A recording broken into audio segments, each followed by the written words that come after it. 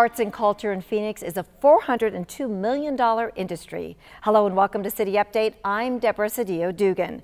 Phoenix nonprofit arts and culture organizations are currently supporting nearly 13,000 jobs and generate roughly $45 million in local and state revenue. And that's a lot of money. A recent study explains the growth. Joining me now is Gail Brown. She is the Executive Director for the Arts and Culture Office. And Randy Cohen, he's the Vice President for Americans for the Arts. Welcome. Thank you so much for joining us today. Thank you. Gail, I'm going to start with you. Give us a big picture overview on what the Office of Arts and Culture does.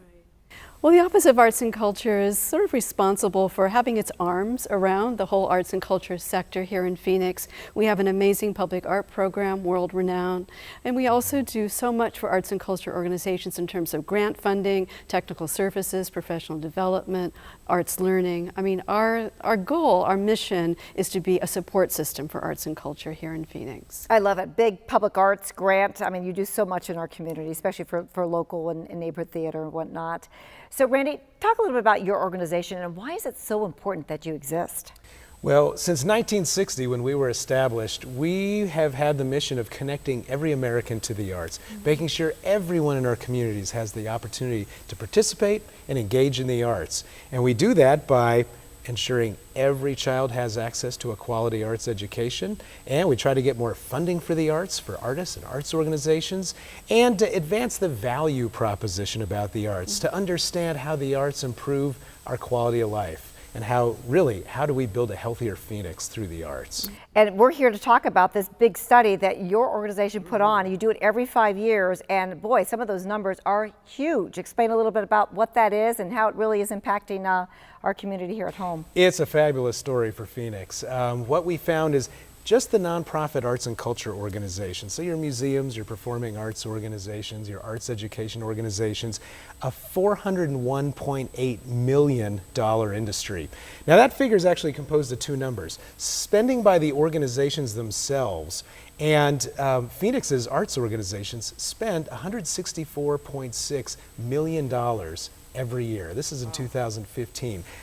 Lots of economic activity. And that's a myth buster for a lot of people. You know, we all love the arts. They inspire us, engage us. They create these communities that we want to live and work in, but they're businesses. And we just don't think about the arts that way. But they employ people, they purchase goods and services from other businesses and help drive tourism.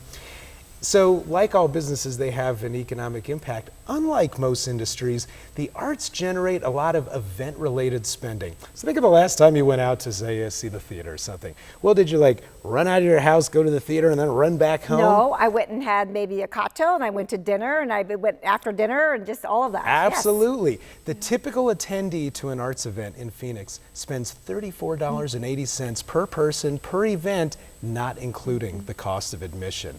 Tons of economic activity, $237 million worth, in fact. So that's how we get that $401.8 million figure.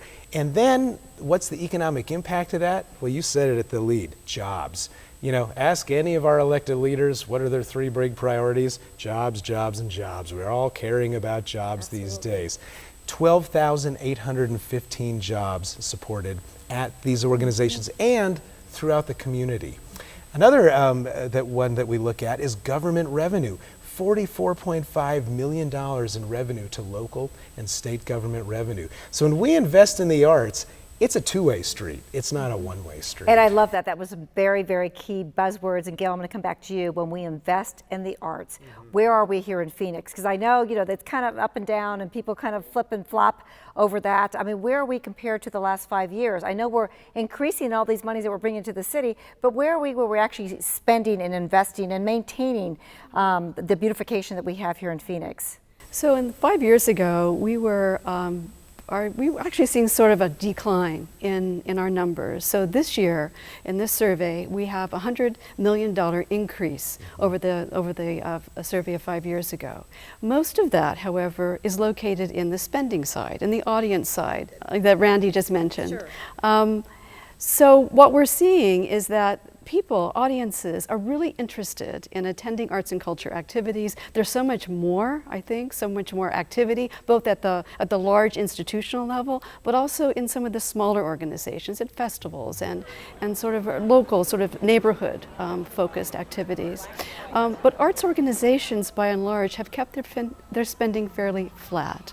So that says to us that we're still kind of in recession mode in terms of our arts and culture activity spending, their capacity, and that's where we need to invest. That's where we need our corporations, private individuals, philanthropists to come together and to do more to support arts and culture in Phoenix. Well, let's talk about that for a moment too, because with this study, obviously those numbers are like, wow, you can really see the importance of arts and what they really are doing for the economic development of our city.